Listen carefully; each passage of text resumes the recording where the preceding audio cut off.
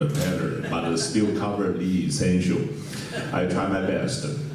Regarding about those the judicial mechanism which being revised by the DPP ruling period of time, whether they will affect the future, the cross-strait talk, the answer is no.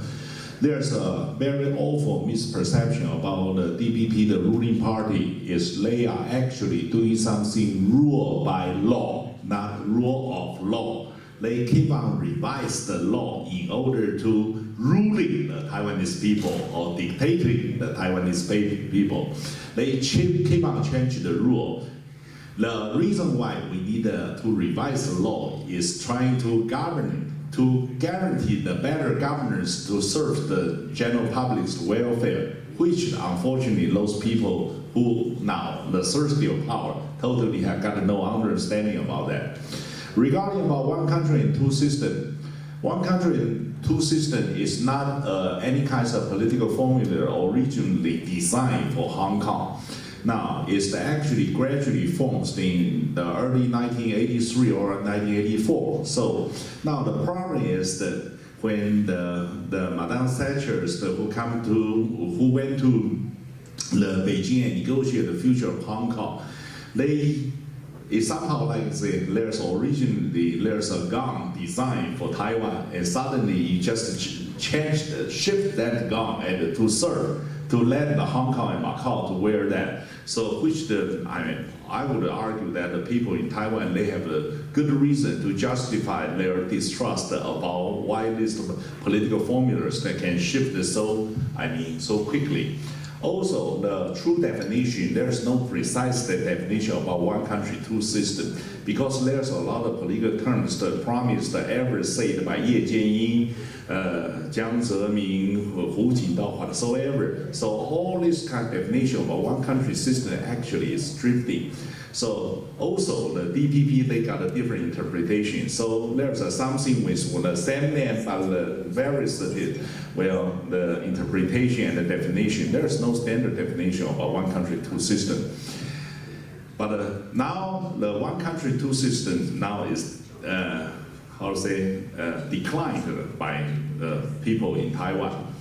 Actually, we are doing something so secretively, become two country, two system. But unfortunately, the DPP government, they revised the law and make us very, very similar to the socialist regime, become two country, one system. So if they want to pursue the Republic of Taiwan, I would rather say someday they will eventually reach the People's Republic of Taiwan. So this is something quite sad, perhaps the true alliances about the Communist Party is the DPP. In terms of to destroy the Republic of China, they are true alliances. So perhaps this is the training process for the people used to be the socialist dictatorship before eventually to accommodate by the socialist regime.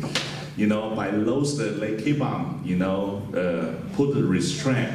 To put a restriction on the general public, the freedom of expression. There's a lot of cross-strait interaction. The future, for us is quite sad. But be honest with you, if you accuse those socialist party, the Communist Party are not so reliable, let me tell you something. We are also not reliable. If we are not vicious enough, how can we keep survival for over about 70 years in the past 7 years? To keep survival, sometimes you cannot be too naive. You need to be vicious. So our position is also drifting, right? From one country, better system, we have a different argument, special state-to-state relationship. So never only accuse the other side. Sometimes it goes back, we also need to be very vicious in order to keep our survival. The life is really, really hard for everyone, but I totally disagree with the Dr.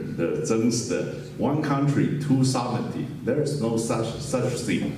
My wife said there, if I dare to say one marriage but two wives, I'm going to die immediately. you know, you ask my son to castrate me, you know, my son is the, you know, surgery, the doctor. So please remember, sovereignty is something mutually exclusive. Now, the problem is that we must be very realistic and pragmatic. If our economic stability, we still rich enough, we still can keep our welfare with a better system, eventually it's hard to imagine that Beijing will use the force to conquer Taiwan. The stake is simply too high. One of the reasons the former East Germany totally collapsed, being absorbed by the Republic of Germany, because they totally failed. You know, as long as the regime of the Republic of China, you know, still active and produce the welfare for the people, will remain survival. But unfortunately, the current government, you know, our dear leader, our beloved leader of Tsai Ing-wen, goes toward the opposite direction. Very sadly to say that. Thank you.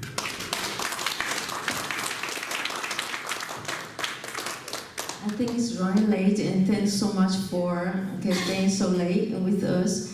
And I would like to thank all the members from the TBAA. And then we have two young men from the Monterey and the Naval Postgraduate School. They drove here for this presentation.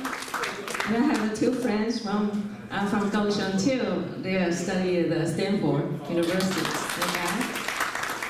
And then, if I don't recognize the other guests, thanks for coming here and to join us. And I hope you get something back from this the talk this afternoon. And thank you so much again, and we hopefully see you next year.